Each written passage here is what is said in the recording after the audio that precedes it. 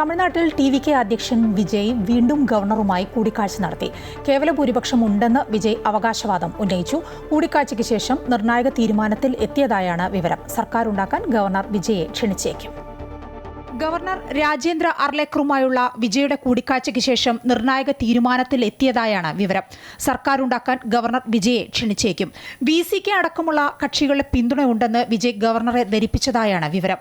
ദിവസങ്ങൾ നീണ്ടുനിന്ന രാഷ്ട്രീയ നീക്കങ്ങൾക്ക് തമിഴ്നാട്ടിൽ ഇതോടെ പരിസമാപ്തിയാവുകയാണ്. 1 മണിക്കൂറായിരുന്നു ഗവർണറുമായുള്ള കൂടിക്കാഴ്ച. 2 ദിവസത്തിനകം വിജയ് സത്യപ്രതിജ്ഞ ചെയ്തേക്കും.